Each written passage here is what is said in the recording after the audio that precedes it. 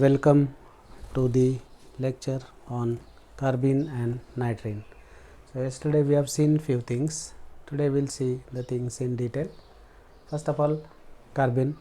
There are different methods to generate carbene. One by one, pyrolysis of ketene. Here the role of base is to abstract a proton. So base can abstract this proton so that you get this ketene. Now ketene upon heating or photolysis, so photolysis or pyrolysis you can say, when heating is there it is pyrolysis, sunlight is there it is photolysis, you get carbene with the elimination of carbon monoxide. Second method is when aziridine is oxidized, so removal of hydrogen, and then it is just a matter of shifting the electrons. That is how you get the carbene with the elimination of nitrogen gas. Third one is once again you can shift the arrow here and shift the arrow here. So those two electrons will come to carbon and this carbonyl group is eliminated. This is the carbene what we are interested in. Now these are three methods where the heating is there. Now this is base catalyzed 1-1 elimination, as I said earlier. So base will abstract a proton. So let us put electrons here.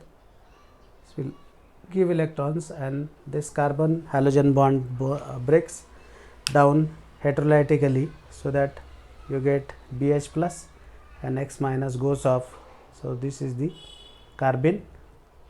The classical method which is used in Remer-Tiemann reaction, chloroform NaOH, it forms chlorocarbene. Then this trichloroacetic acid's metal salt, when heated it eliminates CO2 in first instance and then it also eliminates metal chloride and you get chlorocarbene. The mercury salts are also, upon heating it forms this and chlorocarbene. So you can show that this is coming here. I can show it like this. Carbon mercury bond is there and then this goes here, so you get the chlorocarbene, and here SiX3Cl. Now once again carbon silicon bond is there and silicon can take up chlorine and this electrons are given to carbon, so that carbon becomes hexavalent and this is the carbene. So those are the methods for generating the carbene. Now moving on to the next part, that is the application part or the reaction part. So first reaction is addition to multiple bond, second is insertion to CH bond, and third one is rearrangement. We will see some additional examples also, not only these, some more examples we will put.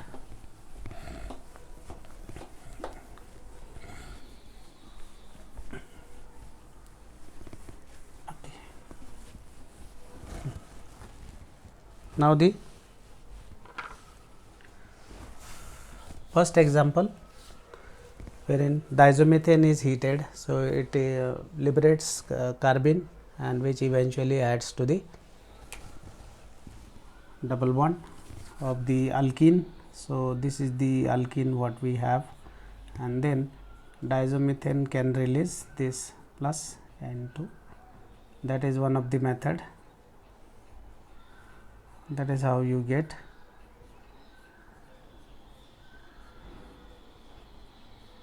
this is cyclopropanation what we have said.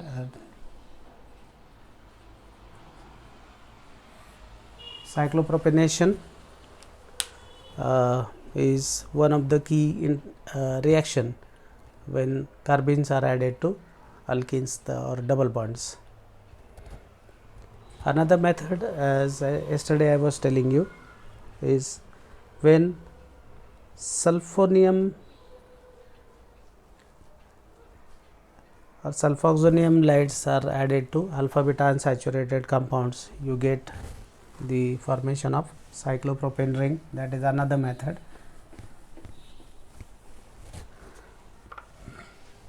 Second is insertion into CH bond. So, this is CH bond and now this is either singlet or triplet. Now, what happens is this CH bond attacks here, this attacks here. So, ultimately what we have, we get CH2 insertion here and H will be associated with it. Third one is little different. We will write down the mechanism for third one. Third one is a rearrangement.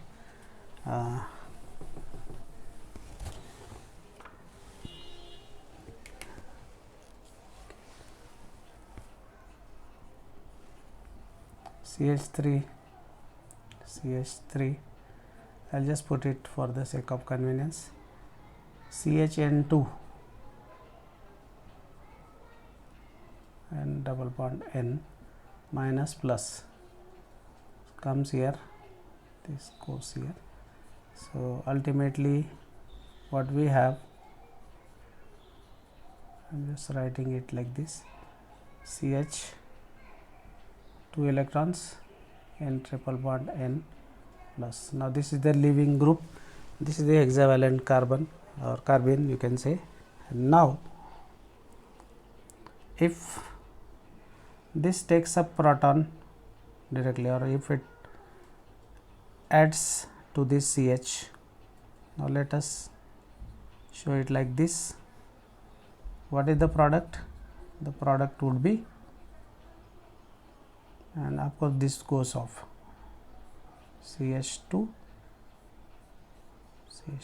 the third product. The percentage, this is 51%, this is 9% and that is 41%. So, this is 41%. The second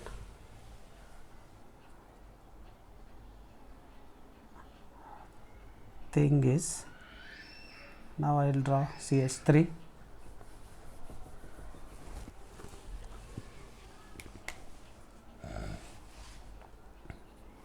When this goes here, methyl migrates, this goes out. So, that is your product number 2 when methyl is moving or methyl is migrating. This is CHMe, this is 9%, this is 51%, 9% and rest is the that cyclopropane ring. Okay. Alternatively, you can think of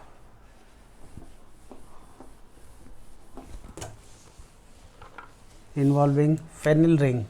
So, I will just draw it once again, CH3,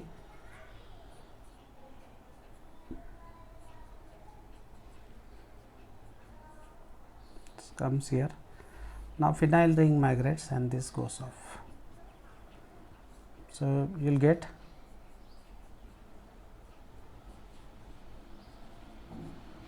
the first product. Okay.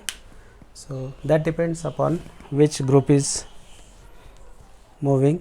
The migrating aptitude of phenyl is more. So, obviously, that product is predominant one, the other products are less important, especially second is less important. Third is also sizable because CH insertion is also a key reaction, but now in this case it has got less scope because you are working with good leaving groups around it.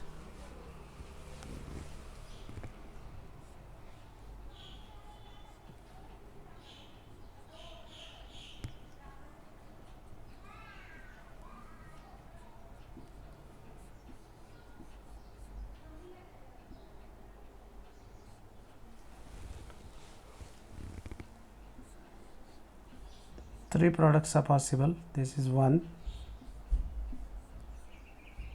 this is second, one more is there. It's probably the cyclopropane ring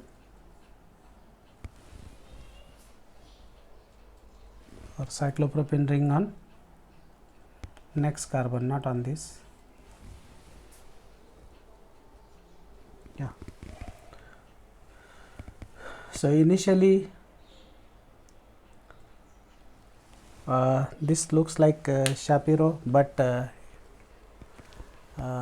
the loss of hydrogen can make it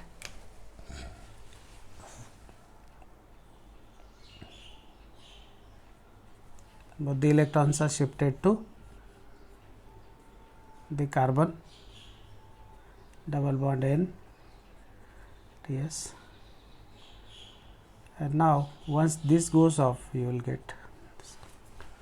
Now this negative charge is nothing but those two electron. This is the carbon what we have. Now from here you have to get those 3 products. So first one is, if let us use the first, let us explain the first product. Okay. Now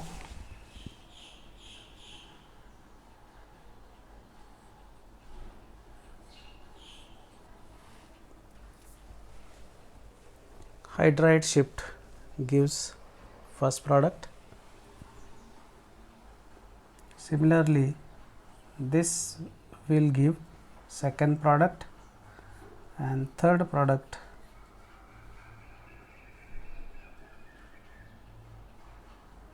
or maybe third product, we are not drawing it correctly. I will just remove it, and now it will be not having only methyl won't be there, it is only this. Okay. Now here CH2H, the CH insertion, what you can call it as. Okay. This goes here,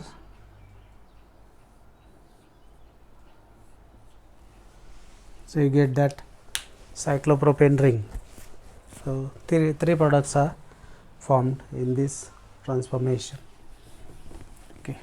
Now moving on to the next example, that is your classical Riemann-Tiemann reaction, when phenol is treated with chloroform NaOH and you get a mixture of this salicylaldehyde as well as para-hydroxybenzaldehyde. 2 products are obtained. So first of all, I will draw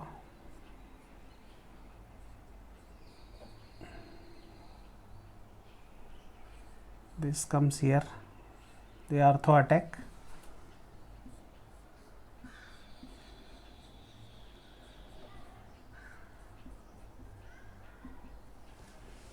that is the first step. Then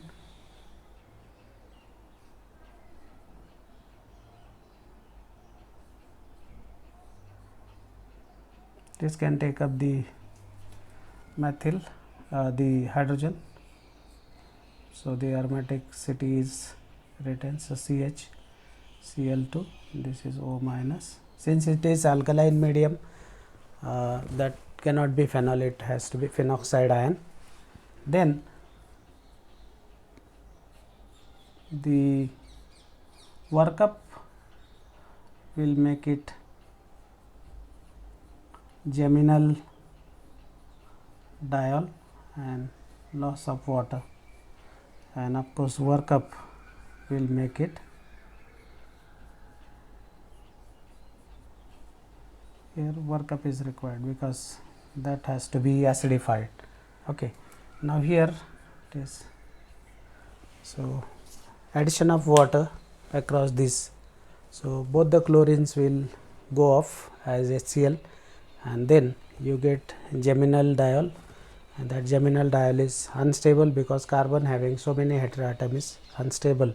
So you get this as a Riemann-Tiemann product. The other product is para, wherein your para position is reacting with that chlorocarbon, and the mechanism remains same. Okay. Now the nitrene. We have written few things. Of course, we have seen some reactions in fact, and now I will just give the method of generation. First one, as we have already, isocyanate upon heating gives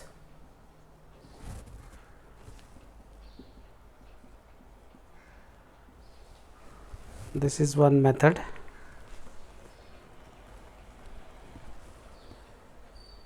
Second, just like 1, 2, 3.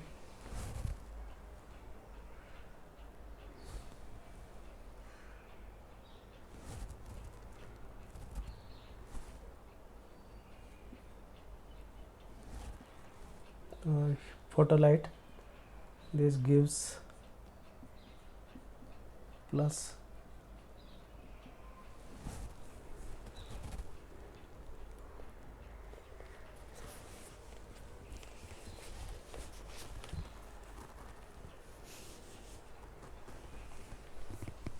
this is one. These are method of preparation.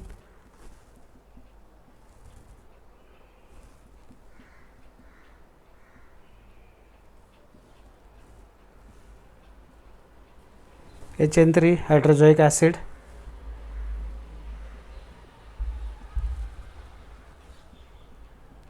yes. Fourth one is your azide.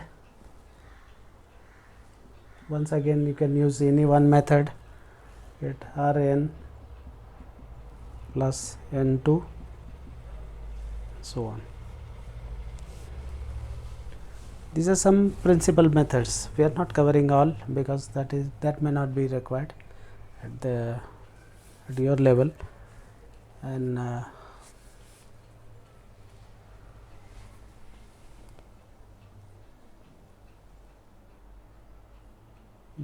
am not very sure about the charge. Maybe 1, 2, 3, 4 tetravalency for carbon is okay, but for nitrogen it is positive. So this has to come back here, and then it will be neutralized and you get the charge. Some reactions, peculiar reactions for nitrene.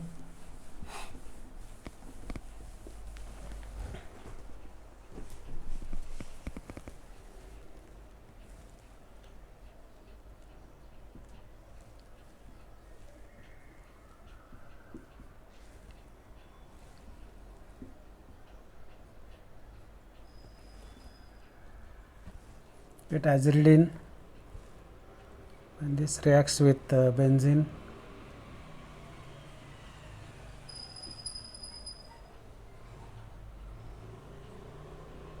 Then the electrocyclic ring opening can give you the 7-membered ring NR, and then alternate pi bonds would be there.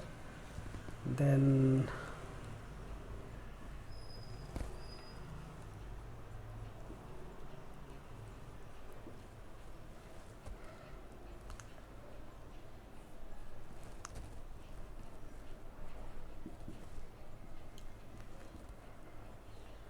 these are some of the reactions which are possible with nitrene, and then we'll see one example wherein your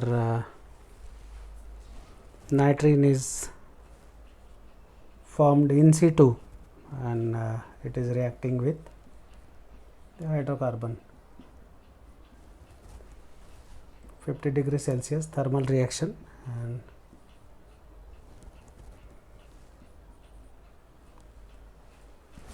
okay.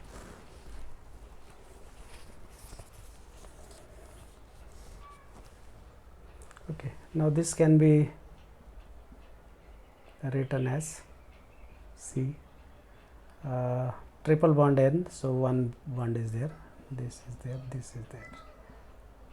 Okay, then Cn N minus N triple bond N. Okay, then this is the nitrogen. I will just show it on the lower side because our cyclohexane is shown on the lower side.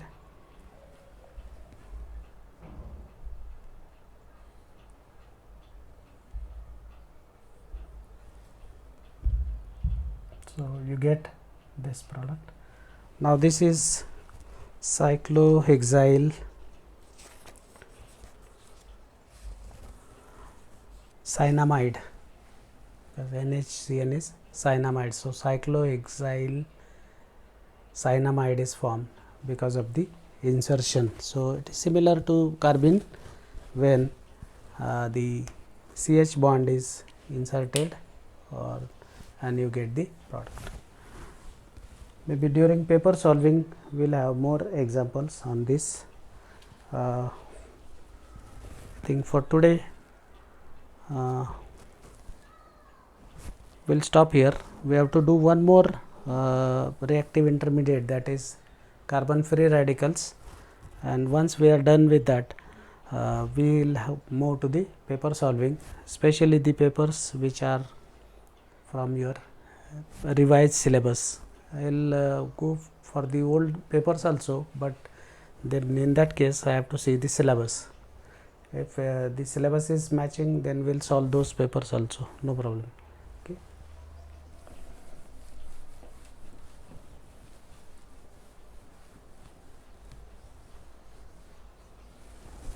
So carbon free radical, once again carbon having 7 electrons around it, so reactivity will be very high because gaining 1 electron is easy.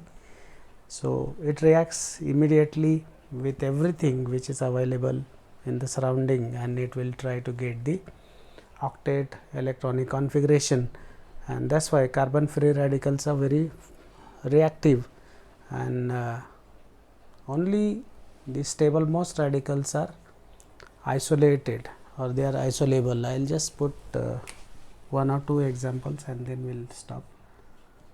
Maybe tomorrow or next lecture we will talk about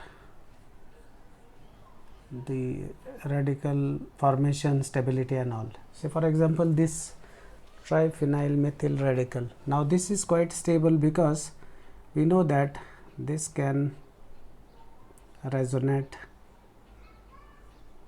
and you can draw so many resonating structures for this radical. Once it enters into the aromatic ring, you can have multiple structures, multiple canonical structures rather, and so on. So this kind of stable radicals are isolable and they are characterized by ESR spectroscopy. That is not the part of your syllabus, but as a information I have to tell you that this kind of radicals are isolated, and next lecture we will see how the free radicals are generated. There are 2 methods, one is thermal, the other one is photochemical method, and we will see their generation, stability and fate, like how many type of reactions are there, and that will conclude this syllabus. And thereafter whatever lectures I will conduct, they will be all paper solving, so where your participation is vital because it will be very useful for your exam, whether it is online objective or subjective. You have to prepare for both. Okay. Thank you very much.